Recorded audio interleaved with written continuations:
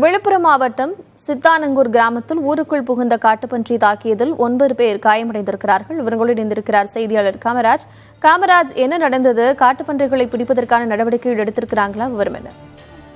விழுப்புரம் மாவட்டம் திருவண்ணூர் அருகே இருக்கக்கூடிய சித்தனாங்கூர் கிராமத்தில் கரும்பு காட்டிற்குள் வந்து பன்றி புகுந்திருந்தது. இந்த கரும்பு காட்டை அந்த கரும்பு வெட்டும் தொழிலாளிகள் வெட்டிய போது கொளுத்தி இருக்கிறார்கள். இதனை அடுத்து அந்த கரும்பு காட்டிற்குள் இருந்த காட்டுப்பன்றி வெளியே கிராம பகுதிக்குள் புகுந்ததை அடுத்து கிராம பகுதியில் இருக்கக்கூடிய 9 நகர்களை கடித்திருக்கிறது. அதாவது ஜெகநாதன், சிவகுமார், செல்வி, ஏழுமலை உள்ளிட்ட 9 பேரை கடித்திருக்கு. அதாவது இவர்கள் 9 பேர்களுக்கும் கை மற்றும் கால்களில் தாக்கி கடுமையாக கடித்ததால் 9 பேரும் கடுமையாக பாதிக்கப்பட்டு விழுப்புரத்தில் இருக்கக்கூடிய முந்தியம்பாக்கம் அரசு மருத்துவமனையில் அனுமதிக்கப்பட்டு சிகிச்சை பெற்று வருகிறார். தற்பொழுது அந்த கிராமத்தில் காட்டுப்பன்றியை பிடிக்கும் பணியில வனத்துறை காவலர்கள் ஈடுபட்டு வருகின்றனர்.